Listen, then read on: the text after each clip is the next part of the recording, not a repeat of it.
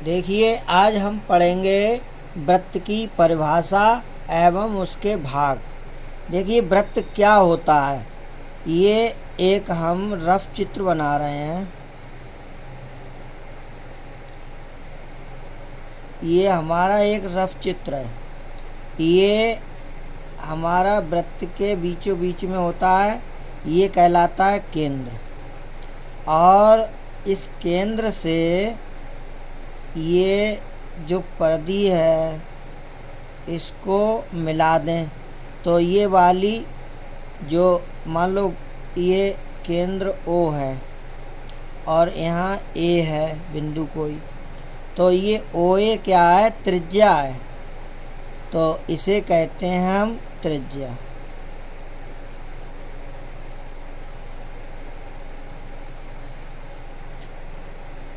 और ये जो है ये हमारी कहलाती है परिधि। और केंद्र से होकर जाने वाली रेखा होती है, रेखाखंड, ये पूरा, ये मान लीजिए B और C है। ये BC है, ये कहलाती है हमारी जीवा, जो कहलाती है हमारी व्यास। क्या कहलाता है ये, व्यास।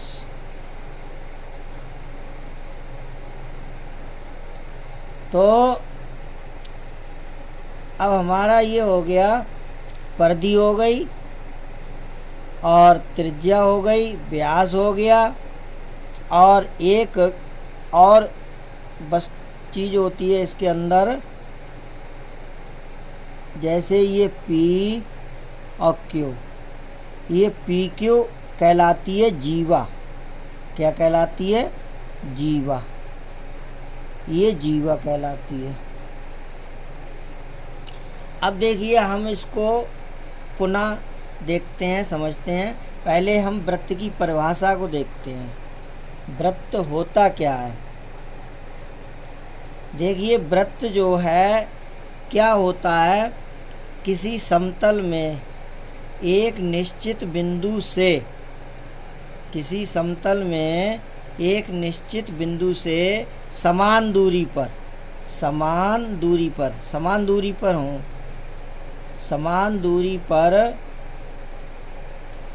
स्थित बिंदुओं के, समान दूरी पर स्थित क्या हो, बिंदु, ऐसे इस तरह से बहुत से बिंदु हों। इन बिंदुओं के बिंदु पथ को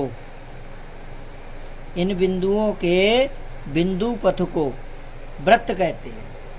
तो हमारी वृत्त की परिभाषा क्या हुई, समतल में स्थित एक निश्चित बिंदु से समान दूरी पर स्थित बिंदुओं के बिंदु पथ को वृत्त कहते हैं।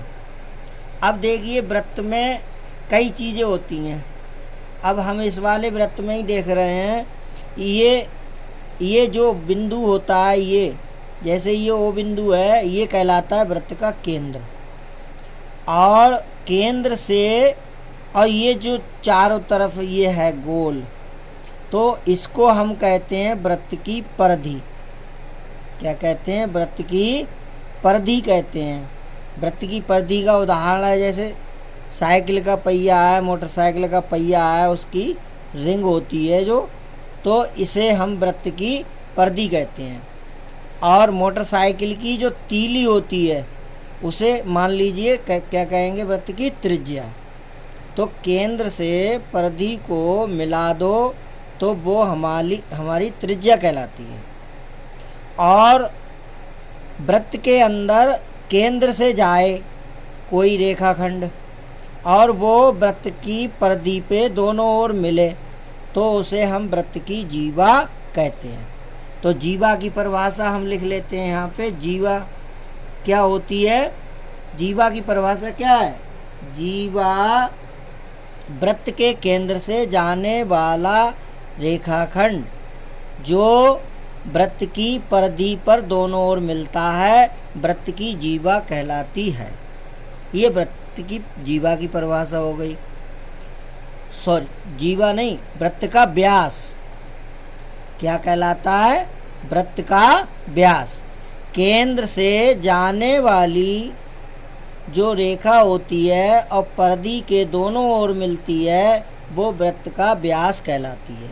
और केंद्र से जाने वाली एक रेखा जो वृत्त के एक ओर वृत्त की परिधि पर मिलती है वो वृत्त की त्रिज्या कहलाती है। और जो हमारा ये चारों तरफ गोलाकार होता है इसे हम वृत्त की परिधि कहते हैं। तो हम इसमें अभी हमने समझा कि वृत्त की त्रिज्या क्या होती है, वृत्त की जीवा क्या होती है, वृत्त का व्यास क्या होता है। ठीक है, अब हम देखें वृत्त के लिए, वृत्त के परिप्रेक्ष्य में देखेंगे। और वृत्त का जो हमारा भाग होता है, क्या भाग होता है? जैसे वृत्त का जो क्षेत्रफल होता है, तो सूत्र होता है हमारा वृत्त के क्षेत्रफल का, वृत्त का क्षेत्रफल बराबर पाई आर स्क्वायर होता है वृत्त का क्षेत्रफल, जहाँ आर बराबर क्या है? त्रिज्या है। आर बराबर वृत्त की त्रिज्या है, तो वृत्त का क्षेत्रफल बराबर क्या होता है? पाई आर स्क्वायर। इसी प्रकार से इसका दूसरा सूत्र होता है वृत्त की परिधि। वृत्त की परिधि, वृत्त की परिधि क्या होती है? 2 पाई आर। आर क्या है? त्रिज्या। आर बराबर वृत्त की त्रिज्या।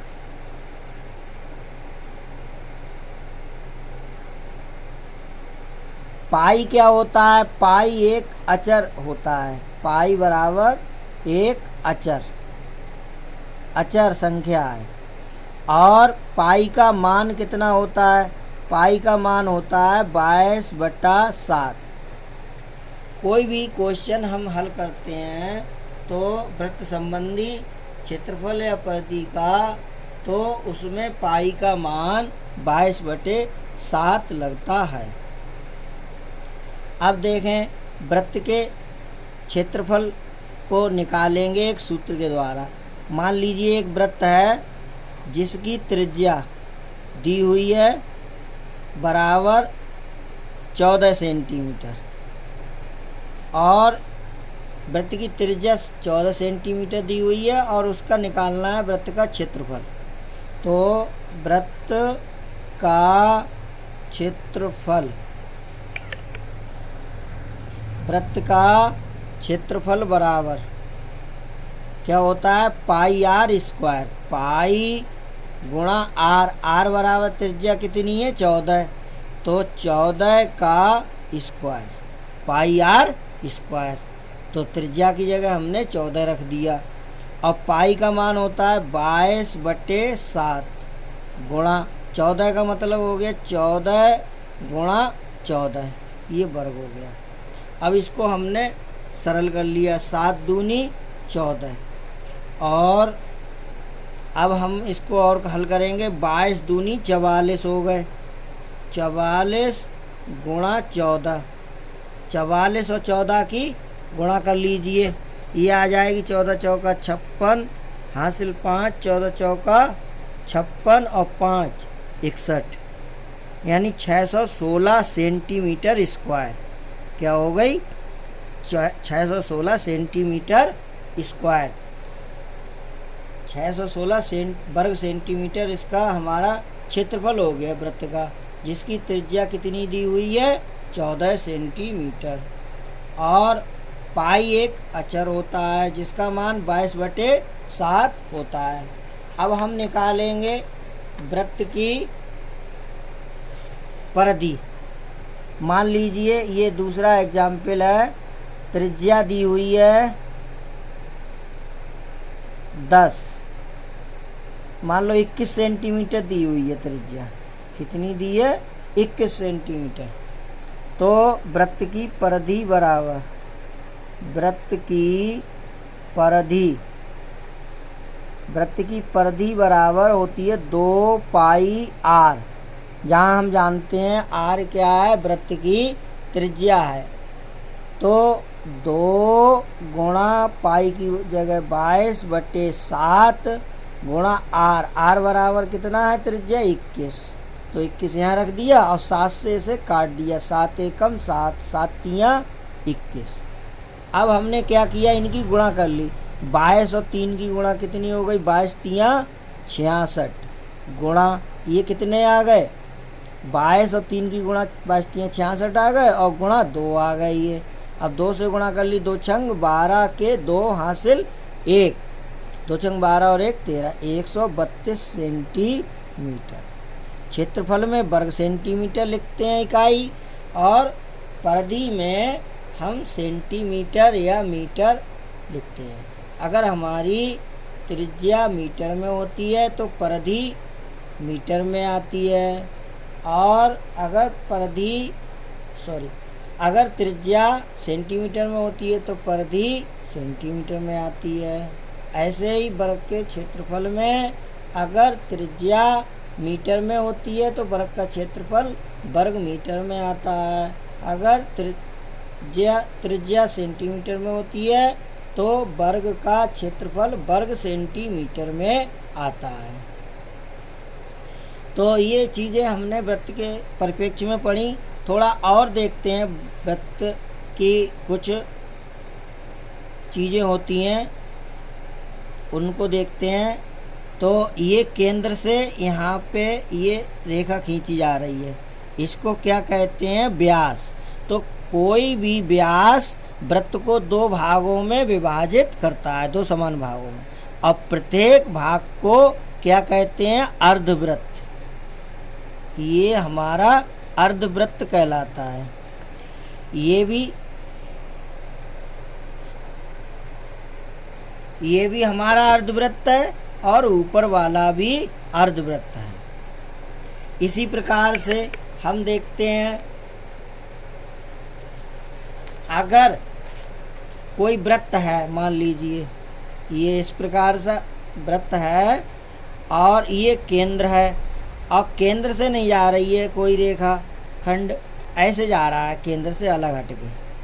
तो इसने ये मान लीजिए ए बी है, तो ए बी रेखा खंड ने वृत्त को 2 भागों में विभाजित कर दिया, एक छोटा भाग है और एक बड़ा भाग है। तो बड़े भाग को हम कहते हैं दीर्घ वृत्त खंड। क्या कहते हैं, ये वाला हमारा क्या कहलाएगा, दीर्घ वृत्त खंड।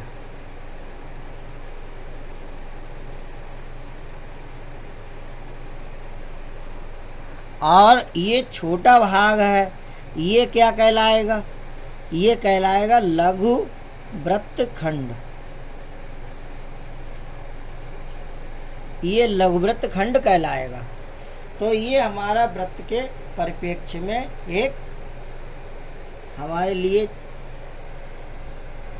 लक्षण प्राप्त होता है। अब जैसे देखिए एक और चीज़ होती है, जैसे ये हमने वृत्त बना दिया, ये वृत्त बना दिया, इसका केंद्र O है, और O से इस प्रकार से एक त्रिज्या ये खींच दी और एक त्रिज्या ये खींच दी। तो ये जो बना इसे हम कहते हैं त्रिज्या खंड। ये जो हमारा ये क्या कहलाता है, त्रिज्या खंड। त्रिज्या खंड।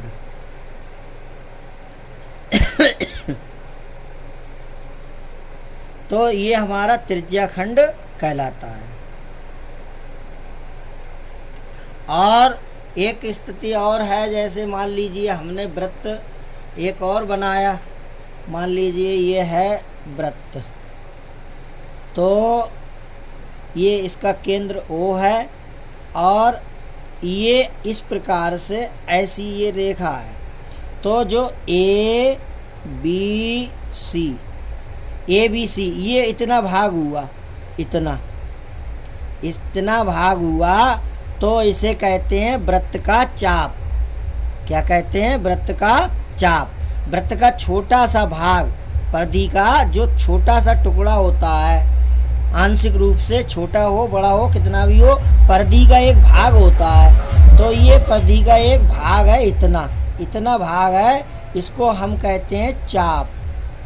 क्या कहते हैं? चाप। अब यही चाप अगर छोटा होता है किसी की तुलना में, किसी और चाप की तुलना में, तो इसे लघु चाप कहते हैं। अब एक चाप ये भी हो गया वृत्त का, ये इतना बड़ा, तो एक चाप ये हो गया, तो इसे हम दीर्घ चाप कह देंगे। और इसे, ये कौन सा चाप हो गया? लघु चाप। तो वृत्त की परिधि का जो आंशिक भाग होता है, थोड़ा सा भाग या अधिक बड़ा, उसे हम चाप कहते हैं। क्या कहते हैं? चाप। तो ये ए बी सी इतना भाग ये क्या हुआ? चाप हो गया।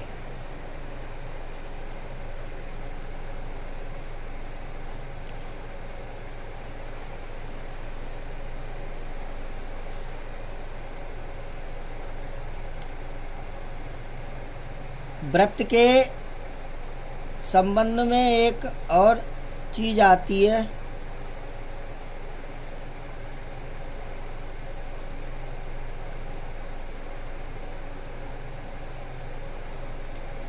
जैसे ये हमारा कहलाया, ये क्या चीज़ है? हमारा व्यास है, ए बी व्यास है।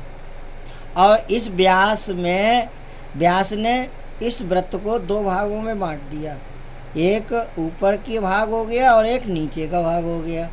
तो इस प्रत्येक भाग को अर्धवृत्त कहते हैं। क्या कहते हैं? अर्धवृत्त। और अर्धवृत्त में इस प्रकार से हम कोई कोण बना दें, ऐसे करके एक लाइन यहाँ से खींची और एक यहाँ से खींच दी, तो ये एक कोण बन जाता है अर्धवृत्त में परिधि पे। तो इसको, ये 90 अंश का होता है। तो हम ये कह सकते हैं कि अर्धवृत्त में बना कोण समकोण होता है। तो अर्धवृत्त में ये एक कोण बन गया, तो ये कितने का हो गया? 90 अंश। ऐसे ही हम यहाँ इधर मिला दें लाइन, कहीं भी इस सिरे से लेकर के ऐसे मिला दें, ऐसे, और इससे इसको मिला दें इस प्रकार से, तो ये यहाँ पे ऐसे इस तरीके से ये भी एक कोण बन जाएगा, तो ये भी 90 अंश होगा।